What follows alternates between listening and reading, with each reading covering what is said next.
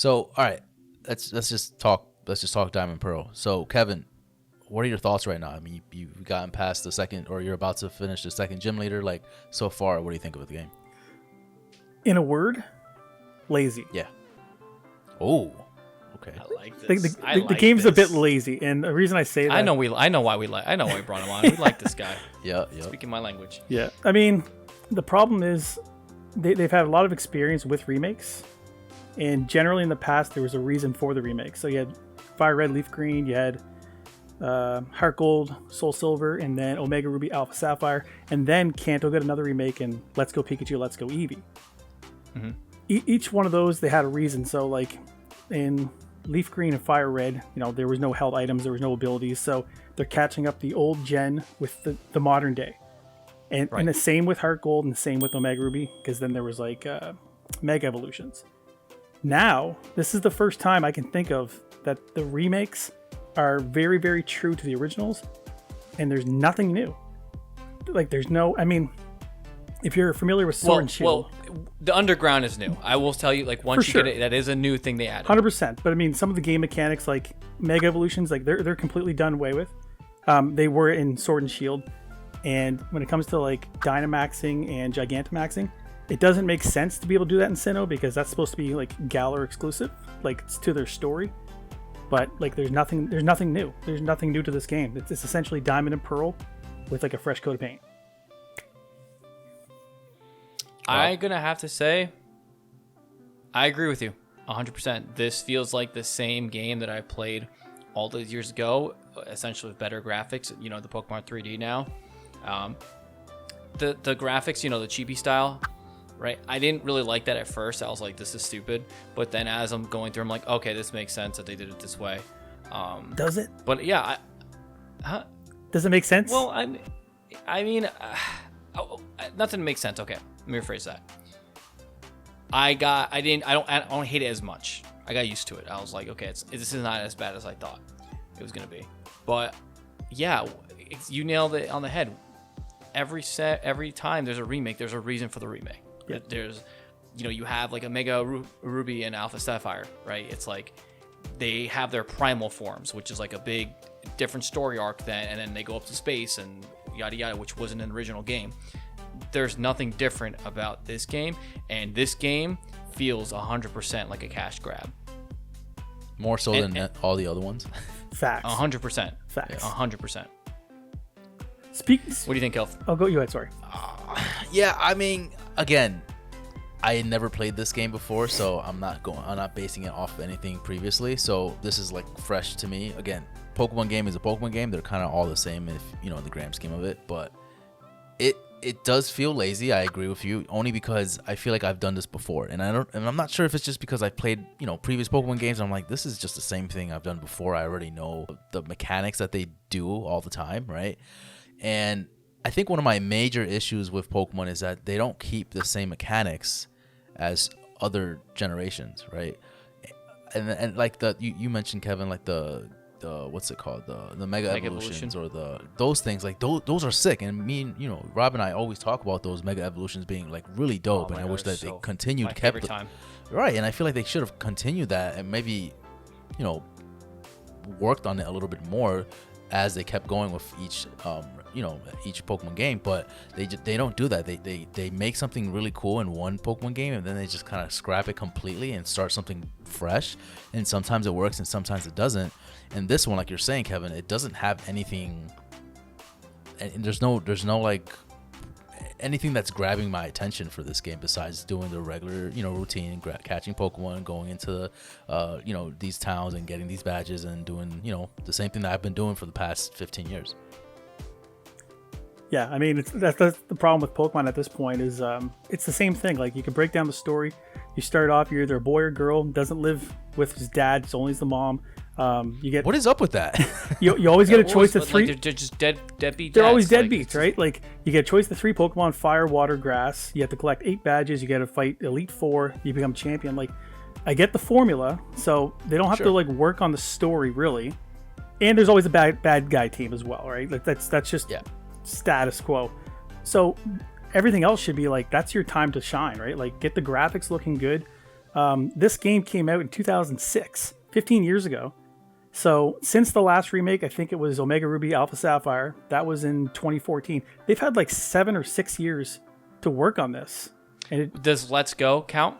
that seems different, but I'll give Let's Go credit that the graphics are better, and they at least tried something different with the catch mechanic. I fucking hate it, but at least they tried Yeah, something. I hate right? it too. They made it like the Pokemon Go mechanic, and I was like, no, this is not. Stop. Yeah. Yep. And here's the worst part.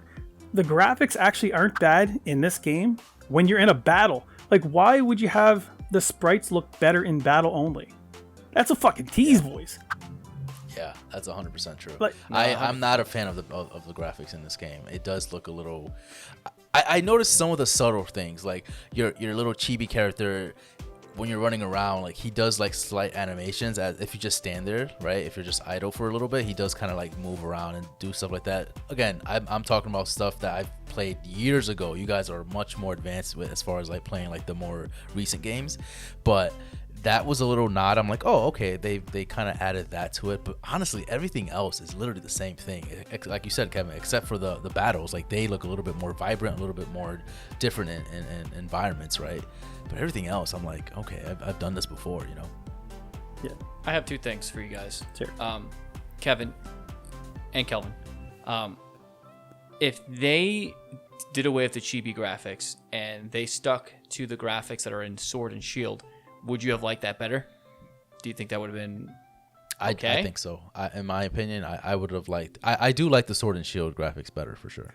So, yes. I like the Sword and Shield graphics, but even then, like, we've played other games on the Switch. We know what the Switch is capable of, and it just seems like Game Freak just phones these things in, man. And to the credit, Game Freak didn't even make this game. They, like, outsourced it. So they're literally like, hey, man, we can't be fucking bothered with this shit, right? That's my problem with it. And if I were to give a rating for this, I'd probably still say, despite what I'm saying, it's probably like a 9 out of 10. And the reason I say that is because Diamond and Pearl are 9 out of 10. It's essentially Diamond and Pearl. Yeah. But in terms of a remake, I'd say it's a great remake for a 3DS. Yeah, I was thinking that too. I was like, this doesn't feel like a Switch game to me. This feels like this should be on the 3DS. And I think the reason why this game gets a big pass, and we'll talk about this later, is because Legends of Arceus is right around the corner. If that game wasn't around the corner and this was the only Pokemon game we got for this year, coming up to next year, I think people would be very, very angry. 100%. Again, I'm gonna probably go a little bit into the politics of gaming and stuff like that, which I love, but you hit the nail right there, Kevin, with just Game Freak or whoever started building this game. Is they're the culprits here. They're constantly making games that are just kind of like cash grabs. And why why do we need 2 versions of the game besides capturing the Pokemon that are like slightly different from one another? Like, why can't they just do that in one single game and then call it a day? I get the money portion of it. Like, yeah, that format's been working for X amount of years. Let's keep doing it. But at a certain point, like, people have to speak up, right? Name another gaming franchise crazy. that could do this. Exactly. Nothing else could get away with this. I think there in the past there were different. Legend of Zelda did it with Oracle of Seasons and Ages. They got away with it once. And they never did it again. But they did it once just to see how it worked. It probably was successful, but they didn't do it again. Here's the worst problem though, is like in Diamond and Pearl, so Gen 4, they had a definitive edition. That was Platinum. So if they're gonna remake these games, remake the definitive edition. So it should just be like, here's one game that says Diamond and Pearl, or here's Pokemon Platinum. That's it. That's all they need to do. Right. And not only that, but if you look at the marketplace for the eShop, they have both of them bundled. But it's not much of a difference. Like, you still pay. It's Pokemon. It's just Pokemon. It's a penny more. It's a penny more, Rob. It's a penny more. So what is the point of that? I don't understand their strategy. Honestly, I don't understand. I'm with you, boys. I'm with this. I don't know, man. So what's everyone's take on it? Like, we love the game just because it's nostalgic and it's basically a fresh coat of paint from like the previous versions, but it's not anything to kind of, go crazy for, right? Yeah, as soon as I beat it and go through it, I'll probably put it down and not play it touch it ever again. That's just me. I know, Kevin, might be a little different for you. Yeah. But I play the Pokemon games because, again, it's almost like that Call of Duty effect, right? It's Call of Duty they come out with Call of Duties and it's the same game, but it's a fresh, paint job, whatever. And then with this, it's the same thing. It's like it's the same. I'm doing the same thing over and over again, every iteration for the most part. And I think the only game in recent memory that kind of broke away from that was Sun and Moon. I think Sun and Moon kind of challenged that because they got rid of the gym leaders. They try to give it an actual story with the Ultra Beast and stuff like that, like really change up the formula. Yep. And then they kind of like took a step backwards with Sword and Shield. Like they were like, oh, we're gonna make this open world, but like we're not gonna really stick to being open world. It's gonna be like half open world. So they're kind of in a weird place right now, I think. And Sword and Shield was the last time we could have all the Pokemon in one game. Hasn't happened since. Right. And then Sun and Moon, that was the one that kind of had the most heat on it, right? Like that was more backlash that people were like, "Oh, I don't like this," and they kind of like steered away from it because I think they got rid of gym leaders. Gym leaders. I think if they would have kept the gym leaders, to some extent, I think that would have been a lot less people would have had a backlash. But because it was just like the totem Pokemon, and it was too radical, I think.